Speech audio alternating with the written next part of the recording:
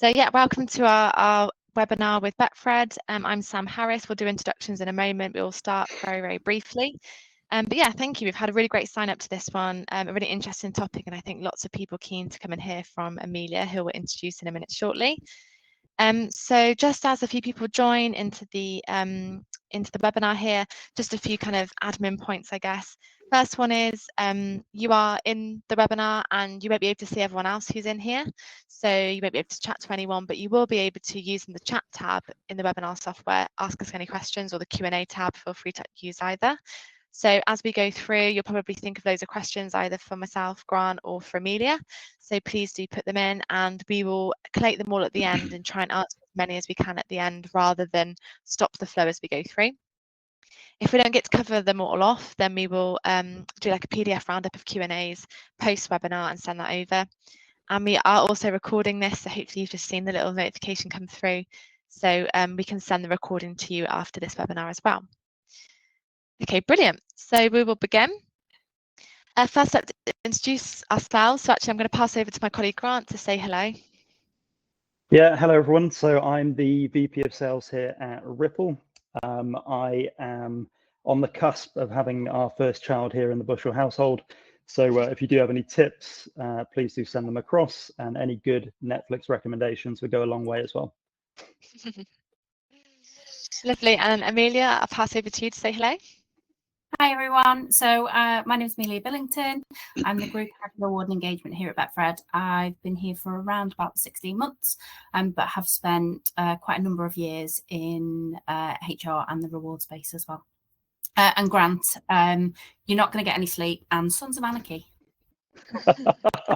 Good. In no particular order. Usually watching Sons of Anarchy whilst you're not getting any sleep. Nice. Brilliant. Fabulous. And I already said I'm Sam, so I'm Chief Marketing Officer for Rippl, coming up to 4 years here now. Lots of people I know on the attendee list already, so hello if I know you. If I don't, hopefully get to chat to you at some point after this webinar. So thank you all for joining. But without further ado, because we're already a few minutes behind, we'll get started. So first a little bit about Betfred and Rippl. Why are we on this call together? Amelia was amazing in putting up her hand to say, yeah, okay, fine, we'll come and do a webinar with you. We kind of pulled her arm a little bit, but she was great and joined us. So Rippl and Betfred have been working together since last kind of autumn time, and that is because Betfred is now using the Rippl platform in their business, which is really exciting. Some great screenshots of it here. And I'm not going to touch on this too much because obviously Amelia will talk about this in a lot of her parts of the webinar today, but just a couple of points on kind of how that relationship is thriving so far. And one of them is just how mobile focused this platform is for a workforce at Betfred, which is very much frontline. We've got people in shops, you know, working in their Betfred stores, so really important, just ensuring that everyone has access to those rewards and benefits. The second point is, since launching in October last year, it's kind of gone out to different countries now, so not just in the UK, which was something I did not know about Betfred before we partnered with them, so really interesting. So there's been a lot of kind of learnings in how we develop that proposition globally, and again, something that Betfred will touch on today. And then final one, yeah, I was looking at the results of kind of how it's grown and from an engagement perspective so far since launching, and I could see that based on Amelia's notes from today, that there's been a 60% increase in registration rate compared to the previous provider. So we're making good headway in terms of how we're engaging with the workforce using this technology, which is really exciting.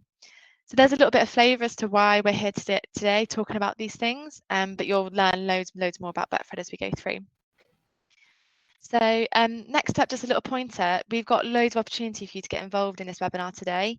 Great that we've got 3 of us and it's a little bit more lively in terms of who's speaking, but we don't just want to talk at you, we'd love to get your insights as well. So for each myth that we're covering today, trying to dispel all those HR myths, there will be a poll for most of them. So we'll have the question on the screen, but the actual poll itself can be answered within the Zoho webinar software.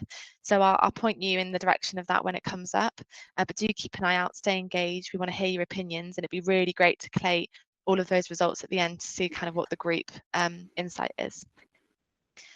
So I'm just going to get my screen up. Fabulous. So without further ado, the first myth, and that one is that engagement is a soft metric that's hard to measure. So before we kind of go into this, we want to put it out to the poll. So go to your webinar software, have a look at the poll section, and Hannah, I'm hoping that the poll is now launched in there. Is that right? Yep, that's now live on the side panel. Fabulous. So the question is, when you are measuring employee engagement, which area does your organisation find most challenging? So it'll be really interesting to see what you guys think there. So I'm just going to minimise my screen so I can come and have a look.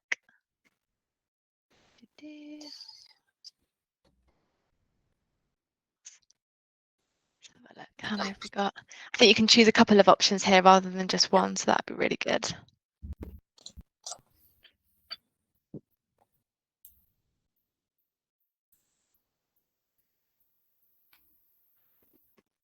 So we've got, okay, nice, thank you. They're all coming through now. So a bit of a mix at the moment, but yeah, I think if I kind of go through the options, so we are often just putting surveys left, right and centre out when it comes to trying to measure engagement. So is it survey fatigue? Is it actually putting out those surveys but just getting very limited responses or feedback? Is it that you're trying to measure these things but it's really difficult to do so when you have a dispersed workforce such as remote workers? Lack of standardization, meaning around you know, what one thing means to one person in the business is not the same somewhere else. And then finally, linking to business outcomes. So in terms of you might have the information there, but you're not really sure how that links to everything else within the company. Okay, great. So limited responses, feedback looks like it's the kind of leader there. So really interesting. That sounds like there's a lot of effort in, you know, within your businesses in trying to get that engagement information back, but perhaps you're just not getting the level you need. So thank you for those who voted there. Okay, so back to our PowerPoint. So just on this then, I guess there's a couple of things to consider when measuring engagement. And before we even think about that, it can be quite difficult to know what we even mean by engagement. So typically what we've just talked about there is when you are pushing out your engagement surveys, what's the engagement rate within your business? And we're hearing lots in the industry at the moment around being kind of actively disengaged. Now we have hybrid working models on how can we manage the people that are engaged versus actively disengaged or disengaged. So that's kind of the typical terminology that we're used to hearing. But I guess in our world of Rippl and in terms of technology platforms and all of that sort of thing, engagement then wears a different hat in terms of, you know, HR teams are putting investment into lots of different HR tools, and what is the engagement with those tools? And how can we leverage those better, whether that's recognition, reward, benefits, surveys, tools, to actually get the most out of it in terms of spend, but also, you know, enabling our employees to gain from those tools. So that's kind of number one, and making sure that you are very clear within your business what you mean by those terms. And then the second one really is about how we can leverage the tech to help bring any engagement initiatives together. So it sounds like if, you know, the top result on that poll there was around actually not getting the feedback needed, and so there could be a question mark there over how we're going out to get that data in the first place. Are you using the right tools? Are you communicating it in the right way? We often find that bringing engagement initiatives together under one roof is really helpful. So within Rippl, we have feedback tools alongside all the recognition and reward piece.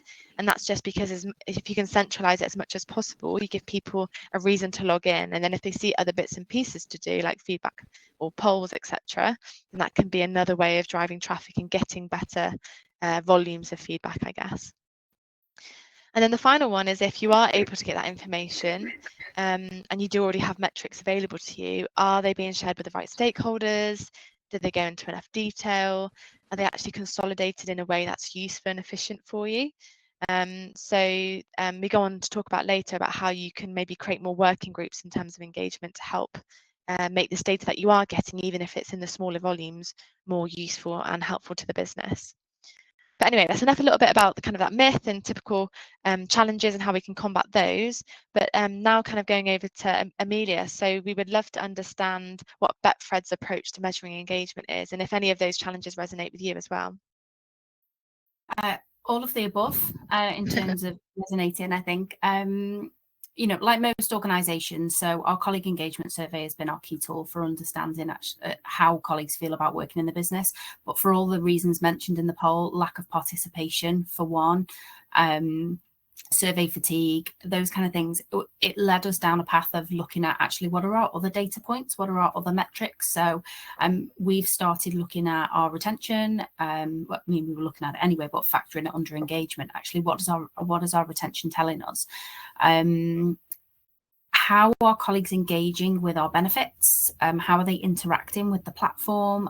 How much recognition is being displayed across the business? Because that all tells a story around actually how our colleagues are feeling, how they're participating, and what their true engagement level is. So for even those who aren't participating in a survey necessarily, if we can see that they're engaging with some of our initiatives, we've got some positive movement there. Brilliant. And I guess like you talked about a few different challenges there, but is there anything else that the business has experienced or any particular things you're trying to put in place to overcome those challenges? So I'd say we've got quite a complex business model. So while surveys historically have been the main approach, they've been done independently of one another. So, one will happen in one area of the business at a different time to another area. So our first step this year was to create as much consistency as possible in terms of our survey approach. Making sure that we're asking the same questions at the same time and we're creating that sense of unity for one true engagement index. Interesting. So it could take a while until you have kind of that collated data at the same level across all parts of the business, but at least you're making the strides forward to start that journey. Really interesting. Absolutely. Brilliant. Thanks, Amelia. Okay, so passing over to Grant now for myth number 2. Yeah, perfect. I just need to point out really quickly, we all need to look at Amelia's room and discuss how fantastic that is at some point. It's wonderful. But for myth number 2, so our next myth is the divide between desk-based and frontline teams being impossible to close. Whilst this is a very prominent and common challenge, it most definitely isn't impossible, but it certainly can be an uphill challenge. So first, I'd like to see what the audience says on this one. So does this challenge resonate with you and your teams? Could this, this could be a cultural divide, a behavioral divide, or even a pay divide, but feel free to interpret it however you want. We're really keen to see the results.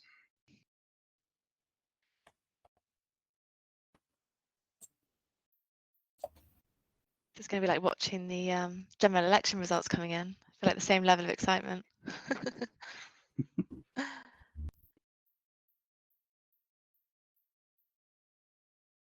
Amazing. Okay, so a couple are not really. Yeah, we've got a yes strongly leading the way there, haven't we? Yeah, absolutely.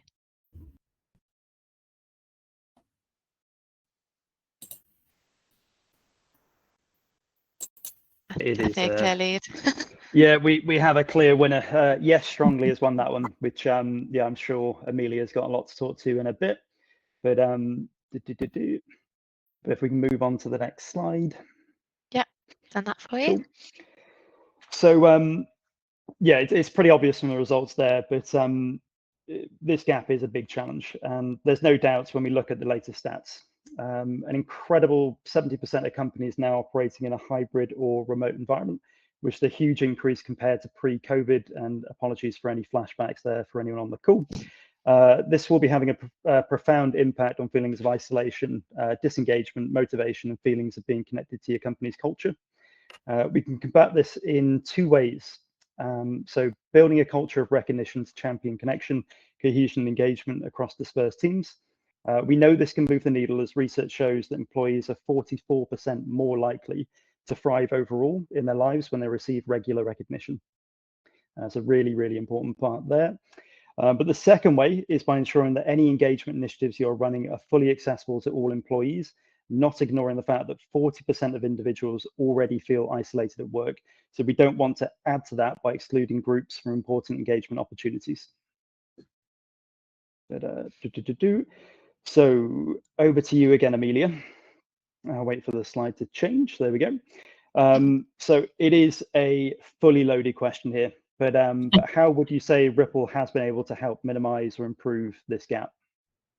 So I would say the divide for us was apparent from an office to a retail environment, definitely, but there's also a level of difference from one office to another as well, in terms of their culture, how they operate, their levels of engagement. There really was a big difference.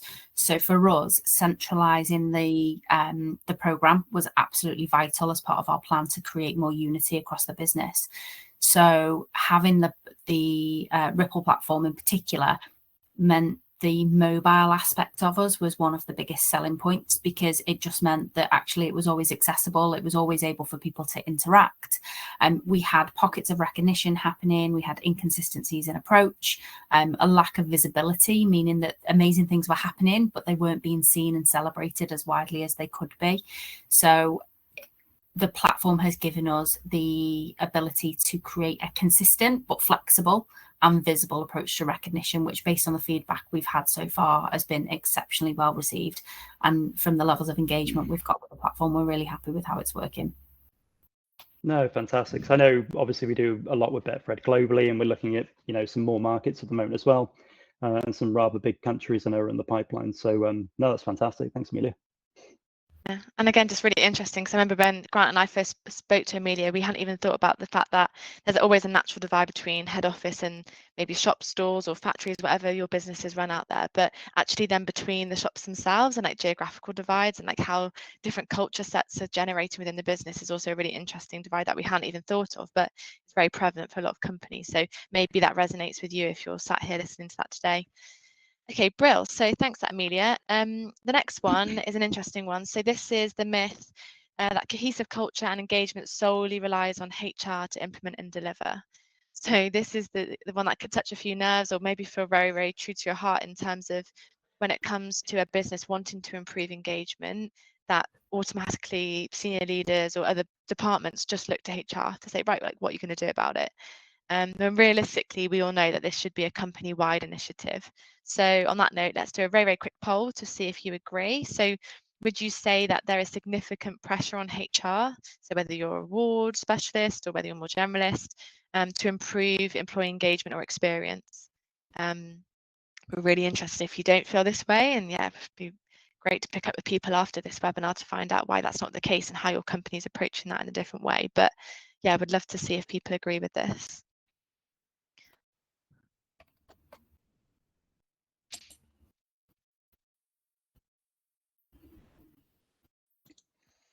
I think we're getting another clear winner there, aren't we? Yeah, yeah. I mean, maybe, like you said, Grant, some fully loaded questions, but it's just interesting to see whether what we think is out there in the market is true. So yeah, really interesting. Definitely.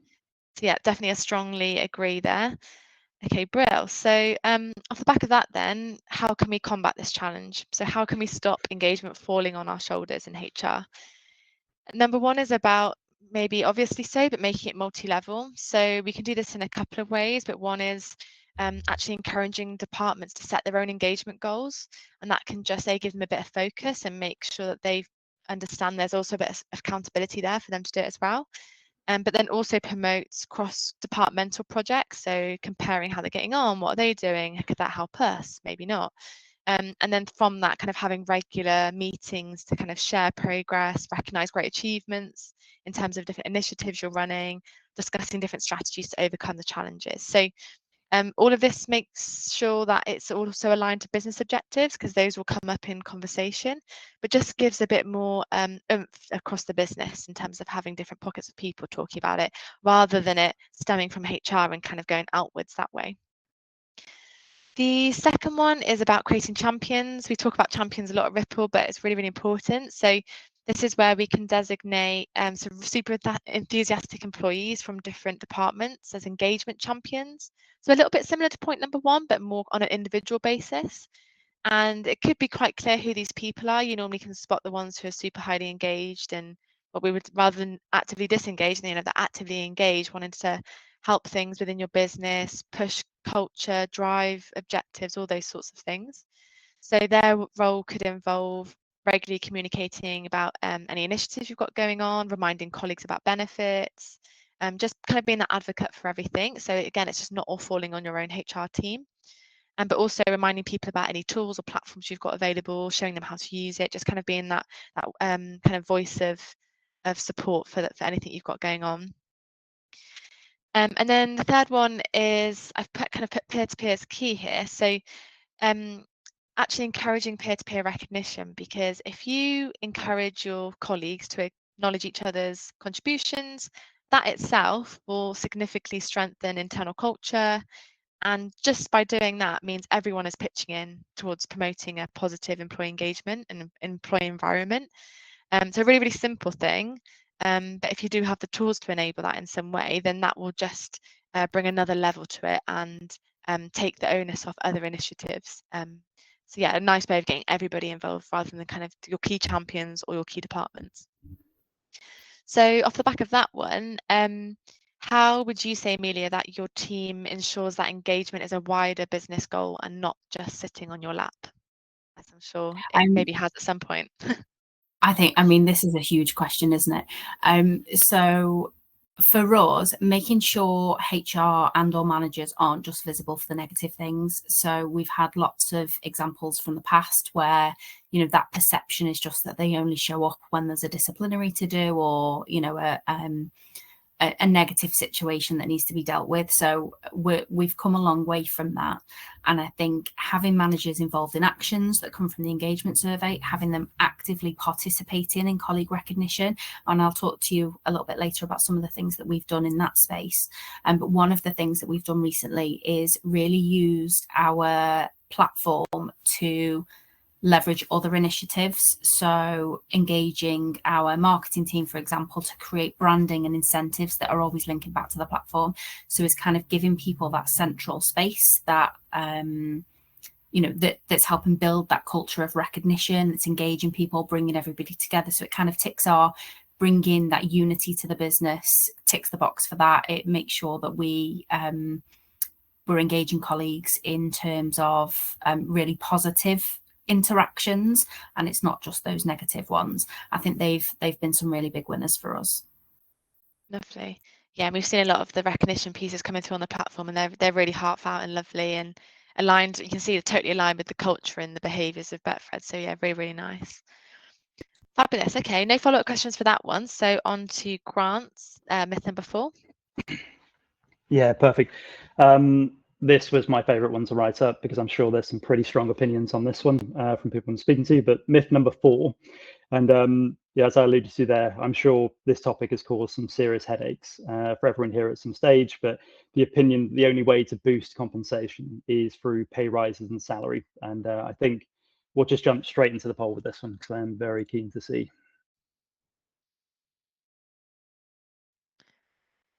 So interested to know if your organisation is challenged with this constantly, you know, more pay, give us more money if you can. Is it unfeasible for your business at the moment to constantly increase salary? You may be outside of that and it's a different story, but really interested to learn.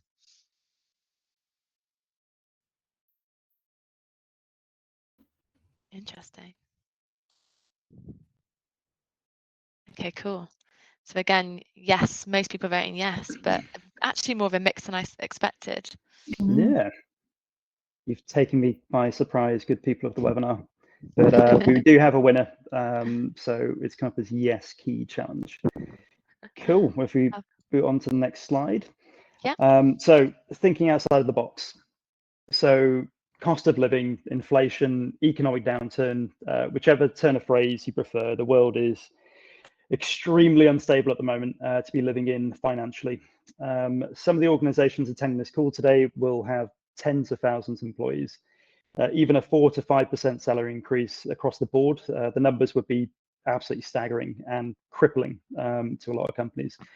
However, if we do start to think outside of the box, what if the benefits and perks you can give to your teams could provide this sort of offset pay increases with those benefits and perks? So we've worked out that an average employee using our platform would save around £2,480 a year just by living their life exactly the way they already do, but having a little QR code scanned at the end of the Audi weekly shop. We've proven time and again that with the right comms and engagement strategy, this is easily achievable. And then, funnily enough, the reason I added the next point around instant gratification, I was talking to a large client of ours the other day, and as we were chatting through, they mentioned that although they provide an industry-leading pension scheme, a huge percentage of their teams just didn't care. We live in a world now where you can click 3 buttons and have near enough anything delivered to your door the very next day. Alongside Netflix, Deliveroo, and high-speed internet, everything is immediate. When that isn't the case, I imagine a high percentage of you become absolutely furious. My brain cannot comprehend that anything takes longer than next day delivery now. So getting behind this with benefits and rewards that are immediate will see the doors open up to engagement tenfold. And we've seen it across a number of the people that use our platform. So we've inevitably seen this leads to a happier, more engaged sort of workforce teams across the businesses that do better work overall and have longer tenures. Yeah. So question for Amelia. So Amelia, how has Betfred assessed and improved its compensation and benefits, particularly around financial well-being? Another huge question. So over the last couple of years, we've made some significant changes to our pay. It really did need to be addressed, but not every business is able to do that year on year, or you may have reached your realistic ceiling for the role that you're the roles and the organization that you're working in. So for us, if you can't pay more, similar to you've just described, Grant, the next best approach is to help colleagues make their money work harder for them through the use of your benefits program. So one of the things we've done at its simplest level is just tweak the language we've used around the benefits that we're able to offer to people. So we have all of those discounts. We're helping people translate that in a really meaningful way. So, if you're spending £100 a week on your food shopping, make sure you use the voucher, because that £5 a week that you're going to save is going to add up over the course of a year, and it becomes bigger than you realise. What we have noticed is that our colleagues so far are saving about 46 pence per transaction more than they were doing on their previous platform.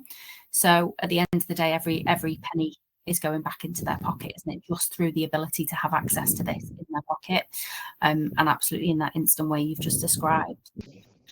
At the other end of the scale, so we've looked at a financial wellbeing package. So we've recently launched a benefit called Wage Stream, and the response has been incredible. So 50% of our colleagues have signed up to that in the first couple of weeks, and we've got over 2,000 colleagues that have set up a savings account as part of that scheme as well. So it's just meaning we're giving colleagues more visibility over their earnings, we're giving them flexible access to their pay, and we're giving them the opportunity to make a savings for themselves, a rainy day, whatever it might be that they're saving for, and take some additional interest on everything that they save as well. So it's giving colleagues a bank of options to pick and choose what's the most appropriate for them and their lifestyle.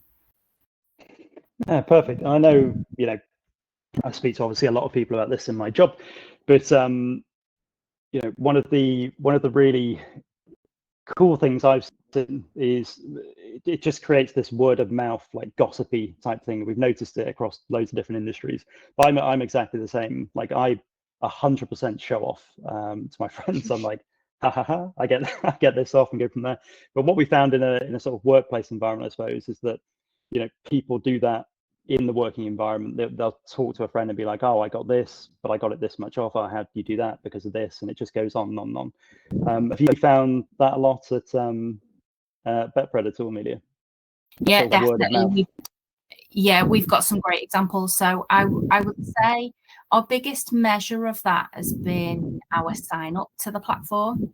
So we had around a 45% utilization rate on our previous platform, and we're now just heading towards 80%, which is incredible given that 90% of our workforce actually are operating on their own email address. So we need to get their consent to create their account.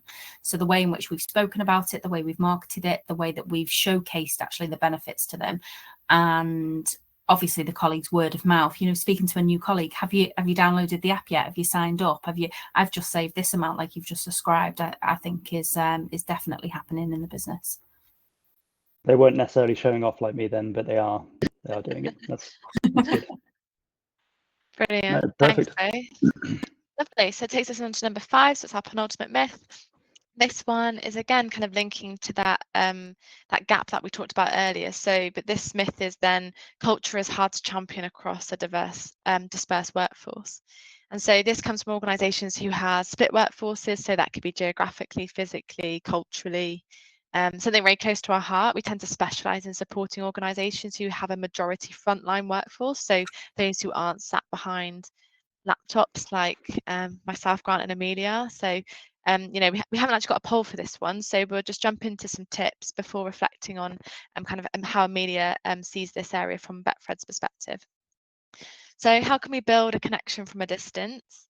We really don't argue with myth number 5, actually. We know it is hard to champion culture and connection through distance.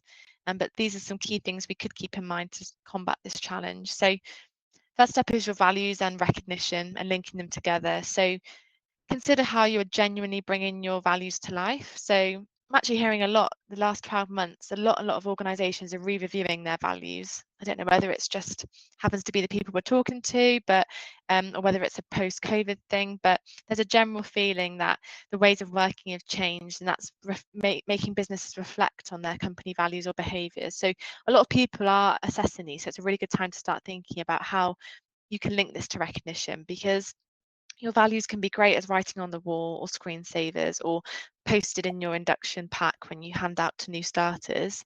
But unless you can demonstrate recognizing these values day to day and embedding it in when people are doing something great and saying, well done, you demonstrated that behavior that we really hold up at Betfred or at Rippl or whatever it might be, it can be very challenging otherwise to demonstrate what that looks like day to day, because people don't understand what those values mean in a day-to-day capacity. So linking them to your day, you know, your peer-to-peer recognition or your manager's recognitions is a really nice way to do it. Another way I've heard as well is kind of linking values into appraisal processes and things like that. So lots of different ways. The next one is, of course, with a dispersed workforce, you're going to have massively diverse environments.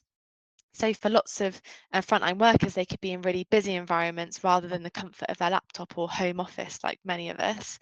So that requires some very creative and constant reminders or reinforcements to help them think about the initiatives that are going to be connected to culture or drive culture, such as recognising a colleague. A couple of interesting things that I've had in real life recently. I've recently moved house, and actually a bit of post came through the door for someone who used to live here, and it was for the business they work for in the city. They were launching a new recognition platform. It wasn't a Rippl platform, but the leaflet came through the door and it was telling them about all the amazing benefits and perks they could get through this platform. And I thought, what a great way of reaching somebody. They obviously have a very strong hybrid working model where the person who lived here before me was obviously working from home. So they put a leaflet through her front door. So I thought a really great way of reaching that kind of group.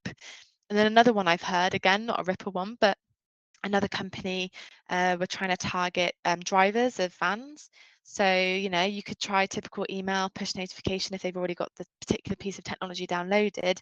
But what they actually did was printed some branded air fresheners to then put in the vehicles that they were driving, and they put all the information on there. So very clever, creative ways of reaching these people in a way that speaks to them, I guess, is what we're trying to say. So kind of have a think about how that could apply to your company.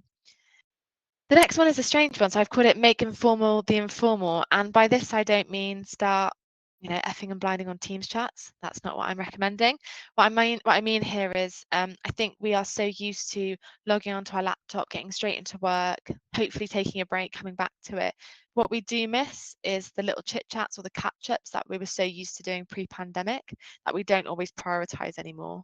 I think we were better at doing it kind of during COVID when we were missing that bit a lot, but since then it's not been so great. So particularly for those who are on the front line or working remotely away from the office, I often think about things like, you know, do their line managers know the names of their partners, their kids? Do they have those conversations anymore? Do they know what makes that person tick in a professional capacity? You know, what do they want to get out of their role? How do they like to be appreciated when they've done something well? All of those things I think may be missing. So we should encourage managers to try and have personal moments with their team members where possible, because that will help set a really good foundation for culture. And just a little snippet, something we learned about recently at Rippl. We had a social day, had a lovely lady come and speak to us, and she told us about this thing called Manual of Me. I don't know if anyone else has heard of this, but very, very inspiring for everyone at Rippl. It's essentially like a little table, and it covers all the things about you. So who you are, what you enjoy, what your family looks like, what you like doing in work, out of work, when you work best, like when's the best meeting for you, when do you like to talk strategy, how do you like to receive criticism, how do you like to receive thanks, all these little things that we wouldn't know unless we think to ask. And you can put all these manuals together, you can host them somewhere within your business. So for Rippl, it would be our SharePoint. But you could have the access for managers then to help have those personal moments that will help build culture from a distance. So something to bear in mind. And finally, just unlocking culture from a distance is ensuring that you have access. We've talked about this already. Access is key. Amelia's touched on it. Without corporate email address at Betfred, that was a challenge that we had to overcome during onboarding. But do what you can to try and ensure that you're including everyone. So for Amelia and Betfred, it was getting consent so we can invite people to Rippl, their Beehive Rippl platform, and get people involved. Because if you can't have access, then you're not leveraging that technology, then you're never going to be able to bridge those gaps properly. So talked a lot there, but with all that in mind, how would you say that Betfred are trying to ensure that that culture of recognition is translated across the whole business rather than just in pockets? Yeah, so I mean, some great examples you've just covered there. I've just written, I particularly like branded air fresheners. I've not thought of that one. Cool, isn't it? I've written that one down. That's just for your car. Yeah, that's just mine. So we've got over 1,300 locations. So I've mentioned it a couple of times around creating more unity as a business. So we needed that unified approach. And a culture of recognition is hard to establish in one location, never mind over multiple. It's a culture of recognition is cyclical, so it can't be a tick box. It has to be a continuous focus. So if you're going to embark on that journey, you have to be willing to put the resources behind it and make sure that actually you do what you say you're going to do and you measure your outcomes. So for us, we've put a series of new recognition schemes in place, and I'll come on to that in more detail shortly. But we also needed to keep our scheme at the forefront of people's minds. We needed to keep them coming back to the platform, and we did that through phasing in our implementation plan. So everything we've delivered, we've done over a series of about 6 months or more. And one of our measures of success around that is that on our previous platform, we had, which didn't, by the way, have a mobile recognition tool built in as part of the platform. That was all desktop based. But on that particular platform, we'd issued 45 recognition cards in 12 months. And as at today, we've issued over 2,500 just since October. So I'm really pleased that I'm seeing seeing those results grow in the way that I'd envisaged them. And I think, continuing to drive it, making sure that you're keeping it fresh and making sure that actually you're putting that time and energy behind is what's going to matter. Otherwise, it's going to fall over. Yeah, love that. I mean, it just shows, right, having that mobile in your putting it in people's pockets in the moment they're in the shop at Betfred and someone's done something amazing, they can get it out of their pocket in their break and they can send that recognition. So really just highlight how it gives them that opportunity. Are there any other ways like the platforms helped or enabled any of this, Amelia? I mean, honestly, the platform has been the springboard for us to move things forward. So without it and its capabilities, one of the things we wanted to introduce, as I say, was a series of recognition schemes. So we have put a reward budget behind all of those schemes, and we've issued new colleague recognition cards, so given it a complete refreshed approach and remarketed the ways and the reasons why you would engage with sending those recognition cards. We've put life events recognition in place. So if you get married or you have a baby, we give you points and you can convert those points into money to spend on the platform. We've done the same with our long service awards, which we never had before. We've also introduced the manager recognition scheme and given the managers the tool and the autonomy to do what feels right to them and their teams, so they can use it in a really flexible way. But the platform's given us the structure and the actual physical software to be able to deliver a flexible scheme. Love that. Grant would be quids in then if he's having a baby on the way with a life event. Fabulous. Taking everything I can get. Yeah, thanks, Amelia. Okay, great. On to you, Grant. I'm conscious of time because we're coming up towards the end, so we'll whip through this one and see if there's any questions. Yeah, perfect. So getting employee benefits seen and used is challenging. So this is our sixth and final myth of the webinar. It's about ensuring your employee benefits are seen and used by your people. A recent report came out and was specific to the industry of manufacturing, but it did show us that when the average company spends 10,000 per year on benefits, only 27% of those employees are using them. There's not many business scenarios where you invest in something and the ROI isn't evident, or the thing we're paying for isn't used and we keep on paying for it. But this does seem to be the case for a lot of companies and their benefits. So with that being said, if we can cast our votes on, are you looking to increase visibility and engagement with your current benefits offer? I would love to see your answers. I loaded it a bit early, Grant, whilst you're talking, so we've got loads of votes already, which is great. So yeah, Perfect. definitely a key focus for people. So keen to hear more by the sounds of it. So I'll pass on to the next slide. There's me thinking we could wrap that one up early because we're running on a bit, but no, seems like we've got to go for it. So again, this myth, it's a bit of a trick, but it's actually very true. So excuse me.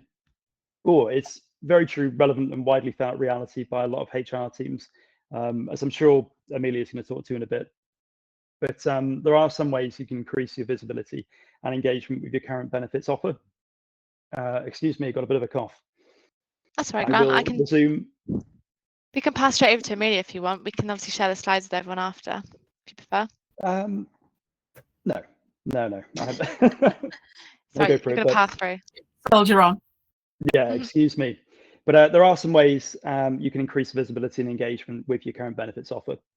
So having a clearly thought out comms plan across the year with seasonal themes, storytelling, and getting the managers and team leaders involved, that buy-in really helps with promotion around your campaigns. Because if it's not coming from the top, it's never going to reach the bottom. But so making sure whatever you're offering can be accessed via mobile, not in the depths of an induction handbook or in the desktop focused intranet, because I guarantee it'll be looked at once, maybe twice during the induction period, and then never again. So having it accessible and easily findable is absolutely paramount. And finally, using personal stories and your people to your advantage. So when you hear of people that have had life-changing experiences and been supported by the benefits you offer, or found some real support, see if you can share these stories as a way to encourage others, but also consider your demographic and what they might be interested in when it comes to tailoring your comms plan. So a really good example of this, and I'm going to power through cough or no, is that we've got a chap on our team called Kieran. One of the benefits we provide is a 24/7 GP. Now, with Kieran, he was a new dad. They had their little baby. It was all joyous, but their child got really sick all of a sudden. Tried to get through on the NHS, had zero luck, as you know, a lot of people find with GPs, especially down in the south. However, he used the benefit that we provide, the 24/7 GP. He had a call. You have to keep me honest here, Sam. Saying he had a call booked within the hour, and an hour later he was at the pharmacy picking up the medicine, which was just fantastic, and something, you know, we've definitely shouted about because we want people benefit to have. So with your teams, you're passing these stories along. But okay, and now I'll pass over to Amelia with this question before I pass out and fall out of my chair. But what has been your biggest hurdle in communicating benefits to the Betfred workforce? So I think I've touched on this kind of, I've peppered it throughout what we've been talking about already, but I think previously our benefits were hosted on a platform with no app capability for the benefits side. The spending discounts was absolutely there. You could get discounts on your shopping standing in the queue, but from the rest of the benefits information, there was no app capability. Similar to how you've just described, Grant, so the information on our benefits was covered in our induction. It was very loosely scattered around the business. But once you'd been through your induction process, it was very easy to lose sight of it. So we had an average utilization rate of our previous platform of 45%. and it was not that one-stop shop. So now we've put all of our benefits information in one place, and we've funneled everybody to that one place. So in our handbook or in our induction materials, we talk about what Beehive is, which is the name of our platform. We talk about what Beehive is, we talk about what you can get as a part of Beehive, and we tell you how to get to it. But we don't actually give you anything until you've signed in, and then that's where you can access. So we use the 24/7 GP as well. We've had some great feedback on that, but colleagues can't get the information on it until they've actually signed into the platform. So that's kind of our real one-stop shop, our hub of resources for everything. And that's been such a big part of our driver in terms of engagement. The other one I mentioned before, so around 90% of our colleagues using the platform don't have a corporate email address, which means we've had to get their consent to enrol them. And we've seen, I'm very impressed with the rate of results that we've got so far. We've still got a way to go because I'm a perfectionist and I want my 100%, but I'm happy with where we are right now, given the work that we've put in. No, those are some phenomenal results, and yeah, that piece of advice there going out, having it all in one place is incredible. Like that has seen, you know, engagement rate shift no end, having it all there. But just a quick follow-up question then, but what would be your bit of advice for those looking at introducing a platform for the first time to improve access to benefits and reward, or those looking at changing suppliers? Yeah, so again, to summarize some things I've covered already, really. So a big thing for me is that breadcrumbing or funneling information into one place. Create that true one-stop shop. You can use that for all of your benefits, all of your reward information. You can use it for all of your recognition initiatives. Really bring people together in one hub. So definitely breadcrumbing and not letting your information spill into other places. So an example of that for us is we're just designing a new intranet, and the question was, do you want to put all the benefits details on the internet? No. I want you to say, here's Beehive and here's how to get to it, and then they can go and find it. Because the other thing as well is you'll save yourself time because you're not duplicating your content delivery everywhere. You know, you're not making sure that that one's up to date and that one's out of date, etc. So create that true one-stop shop has definitely been a big one for me. Another is phase things in over a period of time. So don't break your neck to do it all at once. And in turn, that keeps people coming back because it keeps bringing them back to get that next thing that you've just released. So we released the platform with the 27 virtual GP and the long service awards back in October. We did manager recognition in December, life events in February, wage stream in April. So we've kind of staggered everything as part of our benefits proposition refresh. And the last thing I'd say is keep it alive. So give it a name, give it a brand identity, and weave it into every and any initiative that you can in your business. Really try and make it part of your fabric, you know, for it to be a tool for you to support your culture. I think it needs to be a part of your DNA. No, fantastic advice, Amelia. Thank you. And might have to get you a job here soon because yeah, that was phenomenal.